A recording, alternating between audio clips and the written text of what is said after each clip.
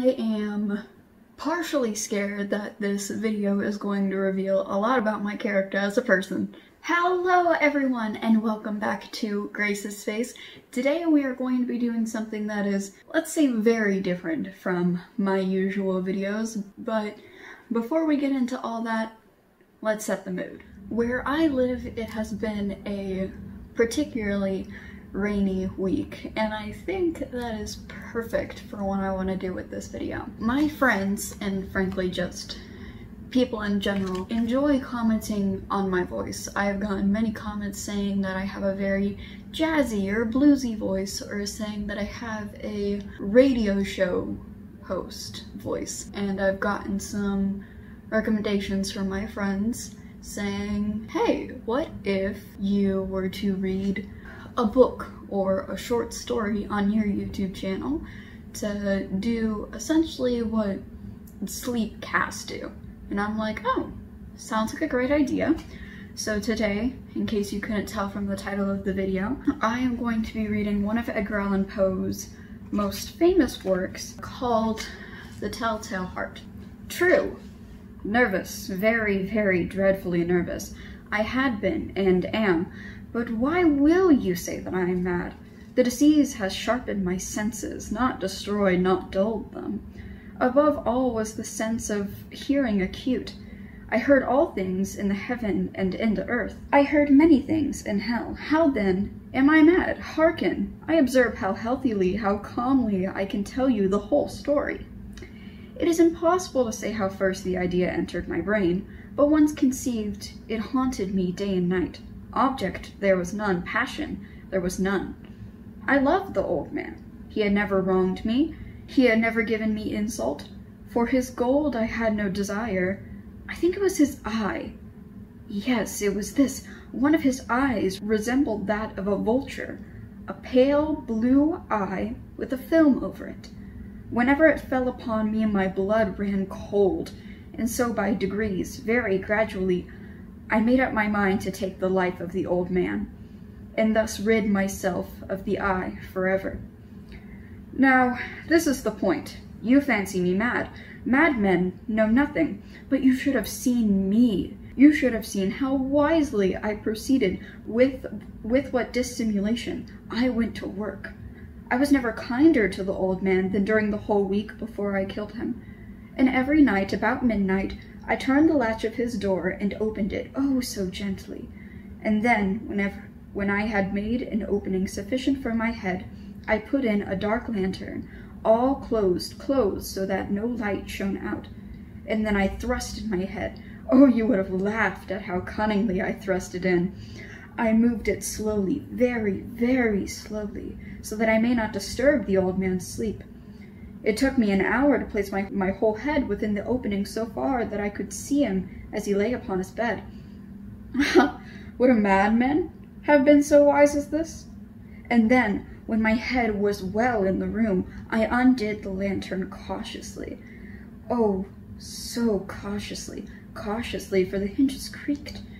I undid it just so much that a single thin ray fell upon the vulture eye, and this I did for 7 long nights, every night, just at midnight, but I found the eye always closed, and so it was impossible to do the work, for it was not the old man who vexed me, but his evil eye. And every morning when the day broke, I went boldly into the chamber, and spoke courageously to him, calling him by name in a hearty tone, and inquiring how he passed the night. So you see, he would have been a very profound old man indeed, to suspect that every night, just at 12, I looked in upon him while he slept. Upon the 8th night, I was more than usually cautious in opening the door. A watch's minute hand moves more quickly than I did mine. Never before that night had I felt the extent of my own powers, of my sanctity. I could scarcely contain my feelings of triumph. To think, there I was, opening the door little by little. He had not even to dream of my secret deeds or thoughts. I fairly chuckled at the idea, and perhaps he heard me, for he moved on the bed suddenly, as if startled. Now you may think that I drew back, but no. His room was as black as pitch, with the thick darkness, for the shutters were close fastened, though fear of robbers. And so I knew that he could not see the opening of the door, and I kept pushing it on steadily, steadily. I had my head in, and was about to open the lantern, when my thumb slipped upon the tin fastening, and the old man sprang up in the bed, crying out, "Who's there?" I kept quite still and said nothing. For a whole hour I did not move a muscle, and in the meantime I did not hear him lie down. He was still sitting up in the bed, listening, just as I have done, night after night, hearkening to the death watches in the wall. Presently I heard a slight groan, and I knew it was the groan of mortal terror. It was not a groan of pain or of grief, oh no, it was the low, stifled sound that arises from the bottom of the soul when overcharged with awe. I knew the sound well. Many a night just at midnight, when all the world slept, it was welled up from my own bosom, deepening with its dreadful echo the terrors that distracted me. I say I knew it well. I knew what the old man felt, and I pitied him, although I chuckled at heart. I knew that he had been lying awake ever since the first slight noise, when he had turned in his bed. His fears had been ever since growing upon him. He had been trying to fancy them causeless, but could not. He had been saying to himself, "This is nothing but the wind in the chimney. It is only a mouse crossing the floor. Or it is merely a cricket which has made a single trip."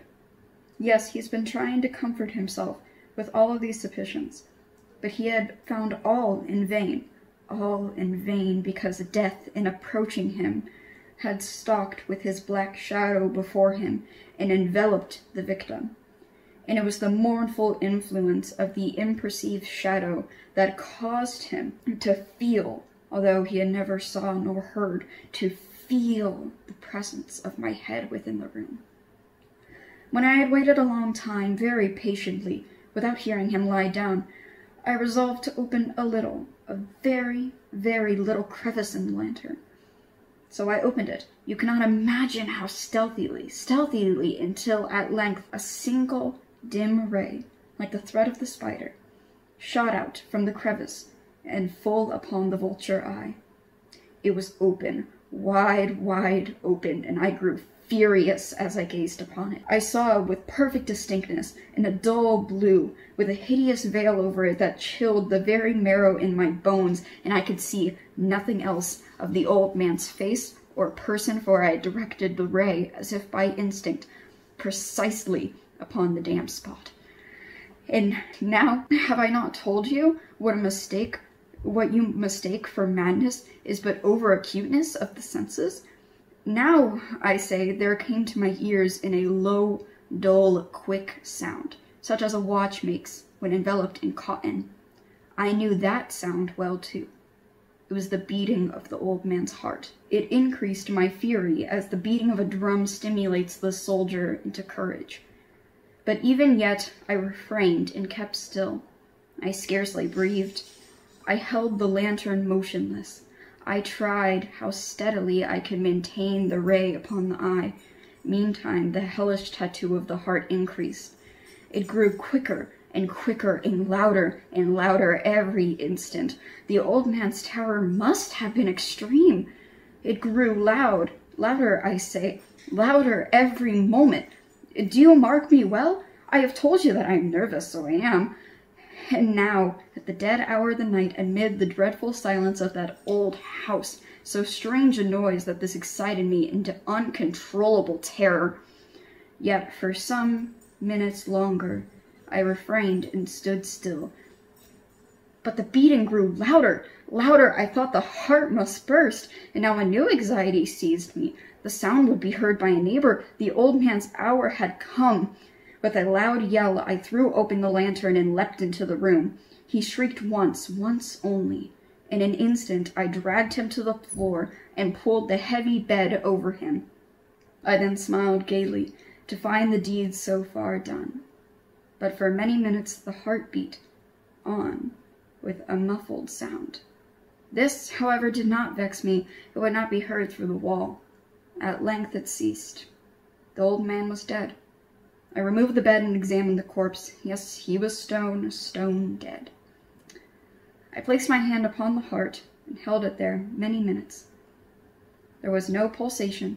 He was stone dead. His eye would trouble me no more. If you still think me mad, you will think so no longer when I describe the wise precautions I took for the concealment of the body. The night waned, and I worked hastily, but in silence. First of all, I dismembered the corpse. I cut off the head, and the arms, and the legs. I then took up 3 planks from the flooring of the chamber, and I deposited all between the scantlings. I replaced the boards so cleverly, so cunningly, that no human eye, not even his, could have detected anything wrong. There was nothing to wash out, no stain of any kind, no blood spot whatever. I had been too wary for that. A tub had caught it all. When I had made an end of these labors, it was 4 o'clock, still dark as midnight. As the bell sounded the hour, there came a knocking at the street door. I went down to open it with a light heart, for what had I now to fear? There entered 3 men who introduced themselves with perfect suavity as officers of the police. A shriek had been heard by a neighbor during the night. Suspicion of foul play had been aroused. Information had been lodged at the police office, and they, the officers, had been deputied to search the premises. I smiled, for what had I to fear? I bade the gentleman welcome. The shriek, I said, was my own in a dream. The old man I mentioned was absent in the country. I took my visitors all over the house. I bade them search well. I led them at length to his chamber. I showed them his treasures, secure, undisturbed. In the enthusiasm of my confidence, I brought chairs into the room, and desired them here to rest from their fatigues, while I myself, in the wild audacity of my perfect triumph, placed my own seat upon the very spot beneath which reposed the corpse of the victim. The officers were satisfied. My manner had convinced them. I was singularly at ease. They sat, and while I answered cheerily, they chatted familiar things. But ere long, I felt myself getting pale and wished them gone. My head ached, and I fancied a ringing in my ears. But still they sat and still chatted. The ringing became more distinct. It continued and became more distinct. I talked more freely to get rid of the feeling, but it continued and gained definitiveness, until at length that the noise was not within my ears. No doubt, I now grew very pale, but I talked more fluently and with a heightened voice, yet the sound increased, and what could I do? It was a low, dull, quick sound, much such a sound as a watch makes when enveloped in cotton. I gasped for breath, and yet the officers heard it not. I talked more quickly, more vehemently, and the noise steadily increased. I arose and argued about trifles in a high key and with violent gesticulations, but the noise steadily increased. Why would they not be gone? I paced the floor to and fro with heavy strides, as if excited to fury by the observation of the men, but the noise steadily increased. Oh God, what could I do? I foamed, I raved, I swore, I sung the chair upon which I had been sitting, and grated it upon the boards, but the noise arose over all, and continually increased. It grew louder, louder, louder, and still the men chatted pleasantly, and smiled. Was it possible they heard not? Almighty God, no, no, they heard, they suspected, they knew. They were making a mockery of my horror. This I thought, and this I think.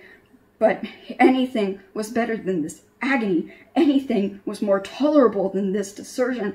I would bear those hypocritical smiles no more. I felt that I must scream or die. And now again, hark, louder, louder, louder, louder, villains! I shrieked. Dissemble no more. I admit the deed. Tear up the planks. Here, here. It is the beating of his hideous heart. Well, I hope you all enjoyed it. If you did not know, that was The Telltale Heart by Edgar Allan Poe, one of my personal favorite authors. If you want to read it yourself, I'm pretty sure you guys can find a PDF. It's open sourced, so that's not the word. What I mean is the, what is it? Like the copyright ran out or something like that. Basically, you can read it as you please. A lot of people have written their own versions of it, and it's one of Poe's more famous works, and it's a personal favorite of mine by him. So I'm thinking about making this a sort of series. Let me know your opinions in the comments down below. If you enjoyed this, make sure to leave a like, subscribe, and ring that bell in order to get notified of more awesome videos like this. Again, thank you all for watching, and I hope to see y'all later. Bye!